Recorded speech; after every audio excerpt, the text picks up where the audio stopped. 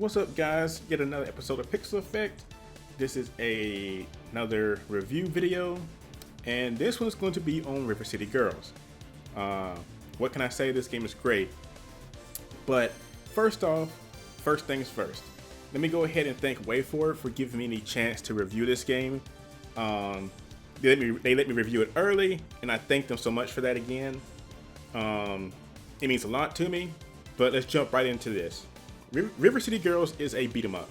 And if you don't know what that is, in the 90s there were a ton of games that came out like Streets of Rage, Double Dragon, I guess Battletoads could be considered that also.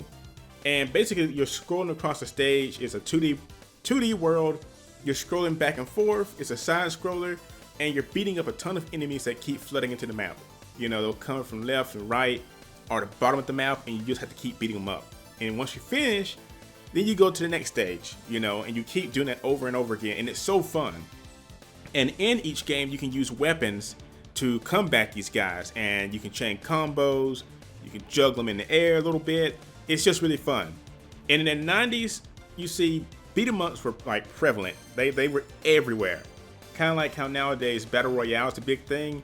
Back in the 90s, Battle Royale games were kind of like everywhere. And we've had a drought for a long time, so I've missed, you know, getting to play those games. And so as soon as I booted this game up and played the first stage, I was like, holy crap, this is something I've missed so much. The last game I played like this that was like this good and fun was I want to say Double Dragon, but I believe I played Scott Pilgrim and it was good.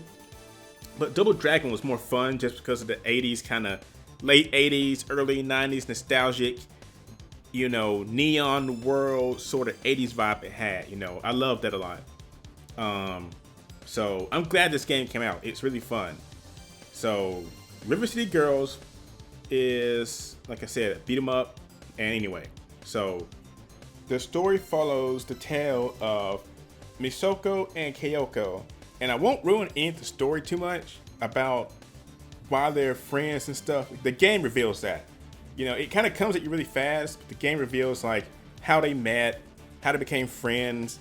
But the game literally, as soon as you start it, drops you right into their boyfriends getting kidnapped. Like I thought it would build up to it, but no, the game literally, like within the first minute, just is like your boyfriend's been captured, you gotta save them, and they go on the warpath in an instant. They're like, oh, our boyfriends just got captured. Forget this class. Forget my teacher. We're gonna go save our boyfriends, and if you get in our way, we're gonna kick your ass. You know, sorry for my language, but it's literally, they just say, you know what, F all of you, we're gonna save our boyfriends. And so, you know, they just go out into the world, and you literally just start beating up everybody. Anybody that gets in your way, you just start beating them up, you know. And it's that simple, but yeah, it's fun and good. And you meet different characters. You meet some creepy characters that help you out, but they want something in return, like a certain item you gotta go find. There are some rival girls. I won't spoil, but the minute I saw them, I knew they were creepy. But I actually liked the kind of facial expressions they had. They seemed like just nasty people, and I like that. Like, they just seemed really nasty. But yeah, the story is kind of simple. It's just you're trying to find your boyfriends. Combat is fast and fluid with typical normal and heavy attacks. You know, you can chain those together like most games. You can make a few neat combos. You can do suplexes, you can do rolling attacks, you can do airdrops. You can also use a variety of weapons such as baseball bats, yo-yos, trash cans. There are boxes you can toss at people. There are shovels. There's a ton of items, but they all break after so many uses. The baseball bat breaks the fastest, I've noticed. That's just a little tidbit for me, so don't get used to that one. The yo-yo stays the longest that I've noticed, but yeah, you can use weapons, and they help a lot, especially if you're trying to juggle more than one enemy at once. When you kind of get into a tight spot, I'd definitely try to save some items if you could. You cannot take them in the boss fights. I found that the hard way. Like I died. You will die several times in your first playthrough to some of these bosses because they are brutal. you know, and your health carries over to every single section. Like there's no replenishing health unless you level up or eat an item. But otherwise, be careful because your health carries over. So there's sometimes I started boss fights with like 1/3 of my health and died within a few hits, you know. So be careful about that. But once you knock a weapon out of the enemy's hands, you can use it. That's another thing. Also be careful about. Enemies can use weapons too. I noticed they don't really pick them up as much once you knock it out their hands, but they can re-pick them up. Just be careful about that. Go ahead and get it from them, throw it, break it, so they can't use it. Enemies can also be recruited or finger quote collected. It's usually the last enemy on the map. Sometimes I've had like one be on the map and another one's still attacking me. Be careful, but you can recruit them. What you do, you walk up, you grab them, and you hit LB, and it recruits them into your party for right then. And so whoever you have recruited will later attack an enemy for you. And they do like their special moves, like the typical Yakuza kind of guys. They do like a flying kick. The cheerleaders do a flying kick. There's a girl with a whip. I did not get her name, but she comes out and she whips enemies. She's really good for groups. So you can collect them. And there's only, I want to say about 10 different types of enemies, about 11 to 12. But each one has a variety of forms, like say the Yakuza punks, sorta. They have, one could be like in a green suit, one's in a blue suit, one's in an orange suit. And they all do the same thing, they just have different looks. Sometimes there'll be one that's a zombie. And the thing is, you can collect each one of those. Like each one counts as somebody new you can collect. So if you got that collectathon spirit in you, you'll want to get every single one, you know. Be careful, like I said, if you collect one that you need, but you had a better assist character, it will overwrite that character, so you're stuck with the new one, you know. There are many, like I said, there's many enemies to collect. There's some that look like a zombie, there's cheerleaders, there's sumo, that's like, not sumo, there's actual luchador wrestlers with tiger mask. So yeah, still pretty neat. The game has over 6 stages overall, and the world is it's a pretty decent sized world, you know. The map is it's a huge map with several sections, you know, and you can explore each one. Some are locked off until you meet certain criterias. Like some may be going to a boss, you'll have to come back to it later, but you can open a map at any time and see the entire city map. And you will need it because it can get confusing with how big the map can get at times. And like I said, some areas will have dojos where you can learn new moves. Certain sections will lock you in. And you can, once you beat certain sections, you can come back and forth. Be careful. If you fight an enemy by the end of a map, sometimes if you use a light attack, since it's X, it will actually push you back into the past area map. So, you know, if you're beating up on some enemies and you're close to beating them and you accidentally get too close to the edge and you're still trying to chain them, you can sometimes jump into the next section by accident. So be careful about that. But otherwise, it's a huge map. It's super fun. Tons of hidden collectibles in each map. Tons of hidden references if you look close enough from past WayForward games. I won't spoil too many. There was one I came across today that really surprised me. It was a character from Double Dragon Neon. I was like, oh my god, they put this character back in here. And you'll see that several times throughout the game. So be on the lookout for that. Another great thing in this game is they have animated cutscenes for each boss. And the cutscenes themselves, you know, for story things. Not everything has a cutscene, like small characters you meet in public, but the game will cut to like flashback cutscenes, and like I said, every boss has a cutscene, and they are so amazing. Like the first time I saw one, I was like, holy crap, this is awesome. Like I hope they put this in the future Shantae game. It's just that amazing. Like it's very well animated, and it's just amazing. If I can, I just can't compliment it enough. They're amazing.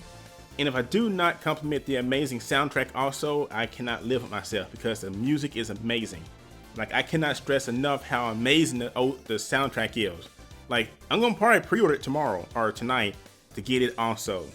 From sound effects to the music, this is one of the best soundtracks I've heard in a long time. Like, seriously, I'm an 80s fanatic, like a late 80s fanatic and early 90s. I love that kind of nitty gritty, vaporwave, synth type, techno, music. It's just amazing. And this soundtrack is just godly. It's God tier. Like I said, from the sound effects to the music, it's just some of the best I've ever heard. With a nice retro vibe, like I said. Honestly, of any game, it reminded me the most of Double Dragon Neon. Like, its music, it that late 80s, like I said, early 90s kind of fast beat, synthwave, techno kind of. It's hard to explain. It's just that 80s vibe to it, and it's just great.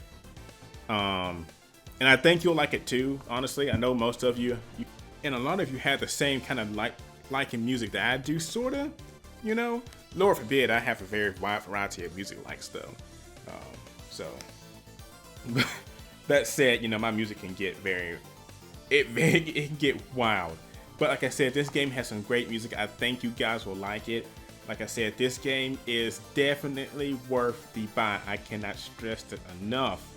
I grit my teeth saying it. It's that good of a game. Like, when I first played it, it was like, oh my god, this is amazing. I had a fun time. The only small nitpick, the only very, and let me just go ahead and say real quick before the nitpick, is the game is also beautifully animated. I don't know if I said that I don't think I did. It is beautifully animated, and the pixelation is just godly. It's amazing. Like, seeing the characters move, watching them sway, their punch and kicks, their reactions to attacks, it's all just mind-boggling. Like, it was just amazing. Seeing the characters move is amazing. When you play the game, I think you guys will really like it. It's great. The only small nitpick I had is some of the vocals for certain characters when you talk to them. They're very loud, and like, when you first run into certain characters, their vocals are like, it sounds like that layer or that track for the voices is really high for some reason. Otherwise, it's a great game. Like, that's the only nitpick I had. Like, certain characters, when you run into them, it's just so loud. But it's not really that bad. It's just kind of like, man, this is kind of loud. But otherwise, it's a great game. If I had to give this a rating, which I ain't going to give it a rating, I would definitely give this a 9 out of 10. Like, I have not had this much fun playing the game in a while. It's that good. And that's just not. Again, this is not me, casting favorites or anything like that. It's literally that fun of a game. Like, WayForward did a great job with this. 4 out of 5, 9 out of 10. It's that good of a game. And it gives me high hopes for Shantae 5 if they do the animated cutscenes and stuff. This game was amazing. I want to say this is one of WayForward's best works yet. Like, seriously, I love Shantae. Don't get me wrong. Shantae is still in my favorite series, but this game is up there. This has just been skyrocketed up there. This game is that good. Seriously. It comes out tomorrow. Hopefully this video is up by tonight. If not, it'll be up first thing in the very early morning. Definitely pick this up, guys. It's $29.99. I'm telling you, it's a great game. I think you'll like it. And I can't stress enough how fun it is. But it comes out on Nintendo Switch, PlayStation 4, Xbox One, and PC. And like I said, it's a retro beat 'em up co-op game. Oh yeah, that's another thing. It has co-op. I didn't mention that because I don't live with anybody, so I can't play co-op with anybody. I wish I could, but I don't have anybody living with me to play co-op. But it has co-op. This is a great game. Definitely try it out, guys. Seriously, I cannot stress enough. WayForward, you did a great job with this game. A+, 9 out of 10. Go try it out, guys. It's a great game. And like I said, this is one of WayForward's best works yet. Seriously. But yeah, that's pretty much it. Again, thank you so much, WayForward. Thank you guys for following me. We're pushing up. We're getting close. Every week I'm growing more and more. We're on the road to 5,000. Hopefully we can push even further before the year ends. It rocks. You guys rock. Thank you so much. And that's it for now, guys. But until next time, I'll talk to you guys.